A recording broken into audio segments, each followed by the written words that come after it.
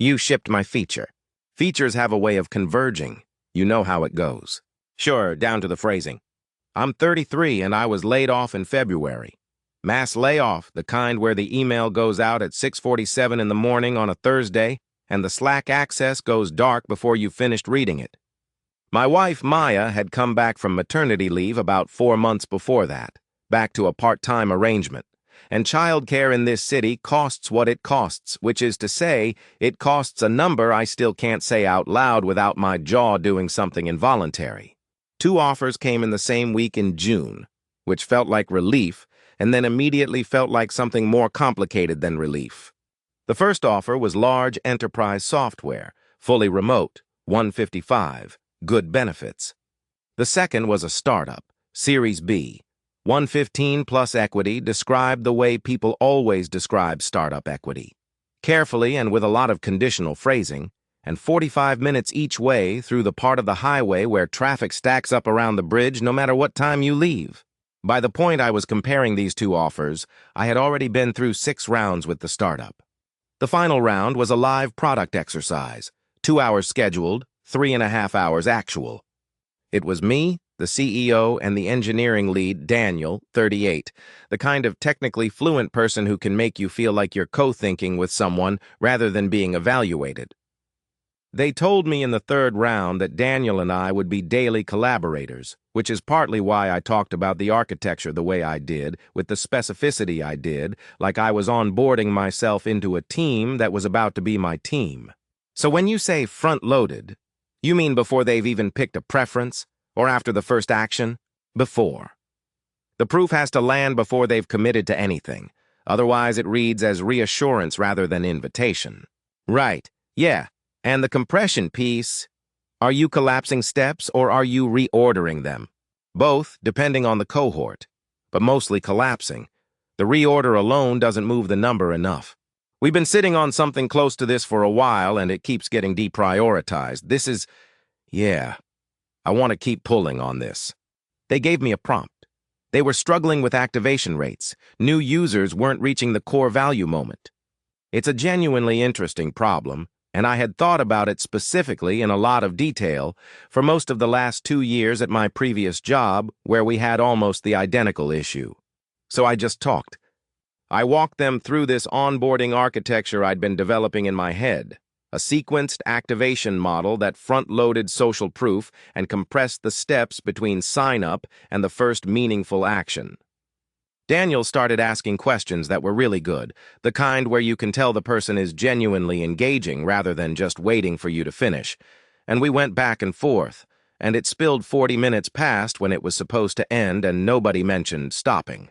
I drove home thinking the conversation with Daniel specifically had felt like talking to someone I could work with for a long time. Did they say anything specific or was it just the standard thing? Standard thing. Okay, I mean, the other one is better anyway, right? Genuinely. Yeah, probably. You don't sound like you think so. No, I do. I don't know. It doesn't matter. The rejection email came 6 days later.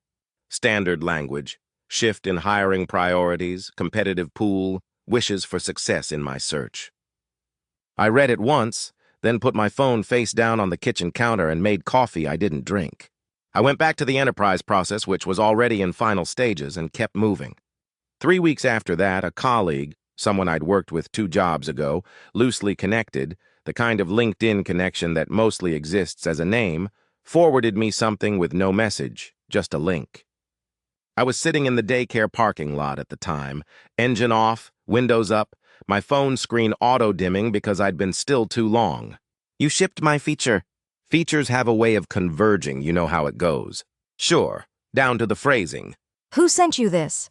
Someone from the old job, doesn't matter. Okay, but what does it actually say? The link was the startup's LinkedIn page. A product launch announcement. A new feature, Live, being introduced as a step change in how new users experience the product. The feature was described in a brief paragraph with a few specific phrases. Compressed activation path, front-loaded social proof integration, value moment sequencing, and it was credited to the product and engineering team. Daniel's name was there, under a header that said, Product Innovation, with a headshot and a quote. I read it twice. The screen dimmed again, and I pressed the side button to keep it lit. Can you not look at it again right now? I'm not doing anything with it. I know you're not. That's not what I said. It's possible they got there on their own. I know that. But you took the screenshot. Yeah. The post was from 9 days ago, which meant the feature had probably been in development for weeks before that. I kept trying to think whether the phrases were standard phrases, the kind that any product person would use when describing an activation problem, because there are only so many ways to describe it, which is true, that is genuinely true.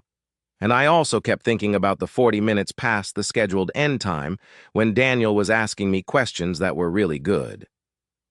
I couldn't say with certainty. Any competent product team working on activation rates was going to land somewhere in the same space.